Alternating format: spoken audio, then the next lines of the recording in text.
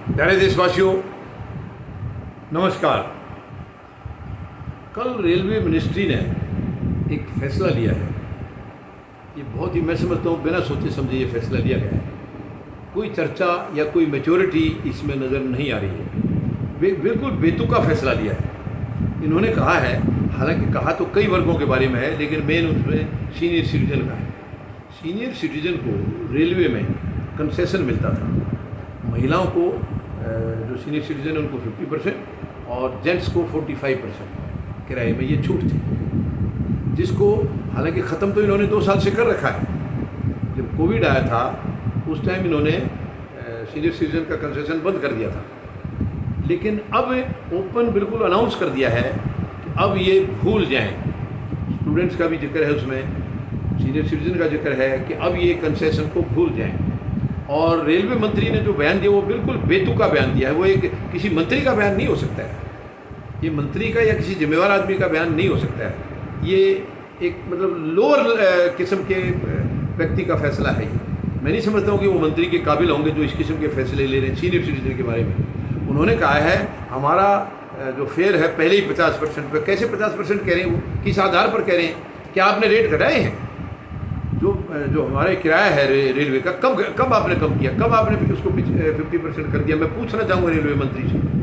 कोई भी बयान देते हो बेतुके बयान मत दीजिए, पहले उसको सोचिए।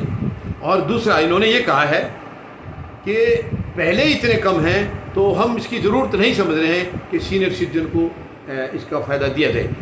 मेहरबानी करके मंत्री महोदय, आपके घर में भी बुज़ुर्ग होंगे, आपके भी माँ बाप होंगे। अब आपको तो ठीक है, मंत्री है, उनको तो मिल जाएगी सुविधा, क्योंकि इस देश की यही तो गुलामी है।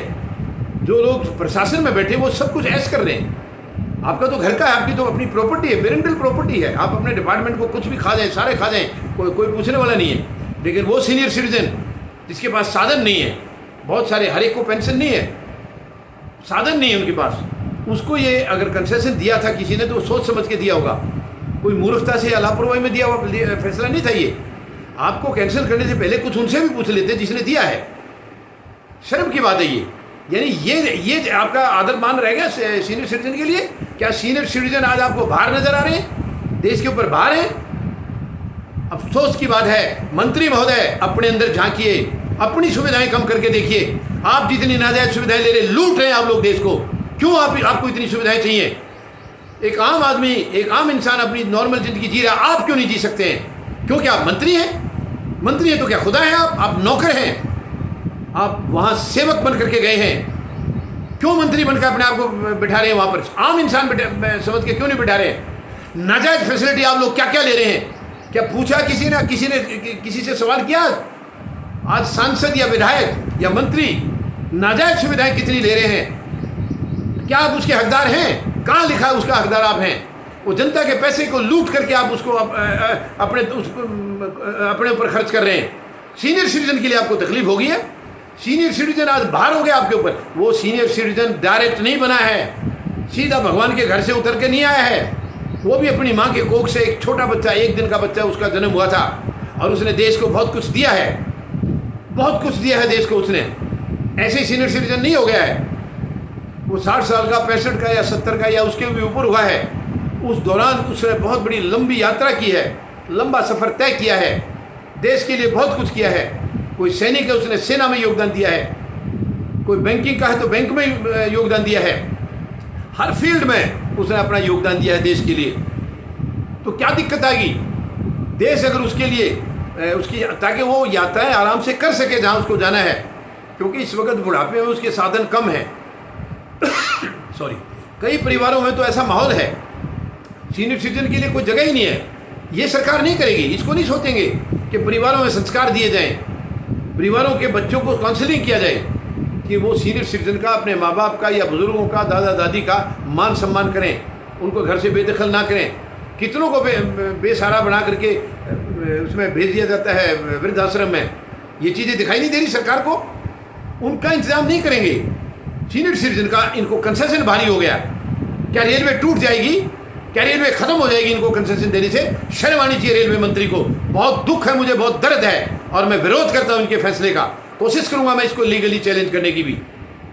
आपको लीगल सीनियर सिटीजन इतना बाहर नजर आ गए? आप जिस वक्त पद छोड़ेंगे तब आपके माँ बाप को ये नहीं मिलेगा, तब आपको पता चलेगा कि इसका क्या बेनिफिट होता है। लेकिन आप तब तक लूट लाट करके इतना कमा चुके होंगे कि आपको ज़रूरत नहीं रहेगी। शर्म की बात है, इस देश की राजनीति को इतना गंदा कर दिया है। वर्तमान जो राजनीतिक सिस्टम है, बर्बाद कर दिया देश को, इन्होंने लूट लिया है। जो राजनीति में आता व्यापार करने आता है वो 99% लोग, सबके सब नहीं है, 99% लोग इसमें व्यापार समझ के आ रहे, राजनीति को राजनीति नहीं समझ रहे। वो अपनी पेरेंटल प्रॉपर्टी माने दुकानें चला रहे हैं यहाँ, राजनीति की लूट रहे हैं। और काफ़ी तो इस किस्म के लोग हैं जो गुंडे हैं, बदमाश हैं, और यहाँ संरक्षण के तौर पर राजनीति में आते हैं, क्योंकि यहाँ कोई पूछेगा नहीं, कोई उनसे सवाल नहीं करेगा, ये सोच के राजनीति में आ रहे हैं। बहुत ही धिक्कार है ऐसी मानसिकता के लोगों को। ऐसी मानसिकता के लोग आज ज़्यादातर ऐसी मानसिकता के लोग सरकार में बैठे हैं, जिनको किसी का ऊंच नीच का, बड़े छोटे का कोई ख्याल ही नहीं है, किसको क्या तकलीफ है, जो मर्जी डिसीजन देते जा रहे हैं। जो मर्जी गला घोट दिया, गरीब का, मजदूर का गला घोट दिया, किसान का गला घोट दिया। शर्म की बात है ये, बहुत ही शर्म की बात है। फैसले लेने के लिए बैठे हैं तो उसके कौन देखेगा वो फैसला सही है या गलत है, उसके मेरिट्स डीमेरिट्स कौन देखेगा? किसी से आप पूछते नहीं है, तानाशाही तरीके से जो मर्जी अनाउंस कर देते हैं, बेतुके फैसले ले रहे हैं ये। आप देश के मालिक नहीं हैं, आप देश के नौकर हैं, और मालिक के लिए आपको काम करना है। मालिक की पसंद का काम होना चाहिए, मालिक की भावनाओं की कदर होनी चाहिए। आप लूट रहे हैं मालिक को, बहुत गंदी बात है ये, बहुत गैर इंसानियत है। सरकार में जो लोग बैठे हैं, मैं उनको चेतावनी देना चाहूँगा, आप लूटने के लिए नहीं बैठे हैं। किसने दिया आपको लूटने का लाइसेंस? आप वहाँ गए, अपनी मर्जी से गए हैं, किसी ने न्योता नहीं दिया था आपको। और वर्तमान में जो सरकार बैठी है वो तो चुनी हुई सरकार भी नहीं है, जनता ने उसको नहीं बिठाया है, वो ईवीएम से बैठे हैं। और जो जनता के बिठाए हुए जाते हैं वो जनता के लिए काम करेंगे, जनता की भावनाओं की कदर करेंगे, वो भावनाओं पर चोट नहीं पहुंचाएंगे। वर्तमान सरकार पिछले 8 साल से लगातार चोट दे रही है, लगातार चोट दे रही है। बाकी इनकी ये जो गलत फैसले लिए हैं, 2 दिन पहले जीएसटी छोटी छोटी चीज़ों पर, अन्न पर भी लगा दिया, रोटी पर भी लगा दिया, किसी मंत्री की हिम्मत नहीं हुई, किसी की औकात नहीं है प्रधानमंत्री को ये बोलने की कि ये फैसला गलत है, गरीब पर मार पड़ेगी। उल्टा दूसरा मंत्री आकर के सीनियर सिटीजन के लिए इनको भार हो गया है कि जरा सा उसको आरक्षण जो दे रखा था। जो पिछली सरकार थी जिसने दिया था, क्या वो पागल थी? अब ये देने का कारण भी मैं बता रहा हूँ, क्योंकि सीनियर सिटीजन का इनको वोट चाहिए नहीं, वोट इनको मशीन से लेना है। वरना सीनियर सिटीजन अपने परिवार में जो कहेगा वही होगा। तो आप अगर सीनियर सिटीजन को मार देना चाह रहे हैं तो सीनियर सिटीजन आपको भी मार दे सकता है। लेकिन अफसोस कि ईवीएम मशीन के बटन दबा करके आप लोग जो है ना, भ्रष्टाचार के तरीके से आप लोग सरकार बना रहे हैं, गंदगी फैला करके आप सरकार बना रहे हैं। ये संविधान के हिसाब से नहीं है, संविधान के अनुरूप नहीं है, ये प्रजातंत्र के अनुरूप नहीं है। तानाशाही की हमारे देश में कोई जगह नहीं है। वर्तमान सरकार केवल तानाशाही से चल रही है। ये बर्बाद कर दिया देश को इन्होंने, जो मर्जी फैसला ले लेते हैं। ना प्रधानमंत्री महोदय को चिंता है, और सरकार तो है ही क्या, वन मैन शो है यहाँ पर। ये मंत्री ने जो फैसला लिया है वो प्रधानमंत्री के कहने से लिया होगा, हमें मालूम है। यहाँ इंडिविजुअल फैसला कोई मंत्री ले ही नहीं सकता है, किसी के अंदर इतनी हिम्मत नहीं है। पहले सरकारों में, मैं कुछ ये नहीं कह रहा हूँ कि ईमानदार थे सब कुछ, बेसिक भ्रष्टाचार था, लेकिन किसी भी सरकार के मंत्री को पूरी हिम्मत होती थी कि उनके सरकार के प्रधानमंत्री या किसी और ने गलत फैसला लिया तो उसके विरोध करते थे, ये उसके ऊपर आवाज़ उठाते थे और उसको बदला जाता था, फैसले को बदला जाता था। और ये लोग जो आज सरकार में बैठे हैं, ये तूफान मचा देते थे, आसमान सिर पर उठा लेते थे जरा से किसी के गलत फैसले से, और आज अपने अंदर ये झांकते नहीं है। आज ये हमेशा जितने हैं भी सारे गलत फैसले ले रहे, कोई सही फैसला नहीं इनका, कोई सही फैसला। कीमत के देख लीजिए, महंगाई की क्या हाल हो रही है, डीजल पेट्रोल देख लीजिए, सेंचुरी पार कर गया, गैस का देख लीजिए 1100 के ऊपर। शर्म आनी चाहिए ऐसी सरकार को। ये समझते हैं सभी को मुफ्त में रोटी मिल रही है जैसे इन लोगों को मिल रही है। आप जनता के पैसे की रोटी खा रहे हैं, जनता के पैसे से ऐसा आराम कर रहे हैं आप एसी में बैठ करके। जनता दुखी है, उसके पैसे से आप ऐश कर रहे हैं। मेहरबानी करके ये दर्द मत दीजिए। मैं रेलवे मंत्री को चेतावनी देना चाहता हूँ, वापस लीजिए इस फैसले को। क्या कर दिया सीनियर सिटीजन ने आपका? और ईवीएम मशीन जिसके ऊपर आप नाच रहे हैं उसको हम बैन करा कर रहेंगे, फिर आप वोट किससे लेंगे? फिर आप जाएंगे सीनियर सिटीजन के पास देने के लिए?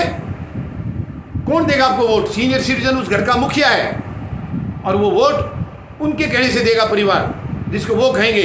लेकिन दुख की बात यह है कि आपको वोट की ज़रूरत नहीं है। यही वजह है कि आप भ्रष्टाचार के अंदर लगातार लीन होते जा रहे हैं। जो सरकार, देखिए, जिसने ईवीएम से के सारे से सरकार बना ली है वो ईमानदार सरकार हो ही नहीं सकती है। वो सरकार भ्रष्टाचार से के में लिप्त है, वरना उसको ईवीएम का सहारा लेने की जरूरत क्यों है? ईमानदार को तो जनता चुनती है। गलत तरीके से जो चुन के आता है वो ईमानदार हो ही नहीं सकता है। मेरी अपील है ये प्रधानमंत्री महोदय से, आप अपने मंत्री महोदय के फैसले को खारिज कराइए। शर्म आनी चाहिए। सीनियर सिटीजन का नाम लेकर इन्होंने कहा है कंसेशन नहीं दिया जा सकता उनको।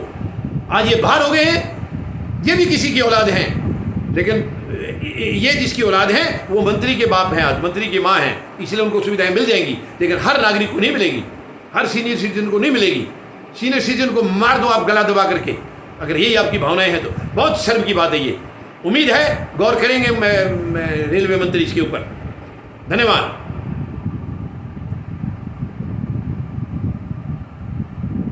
जय जवान, जय किसान, जय हिंद।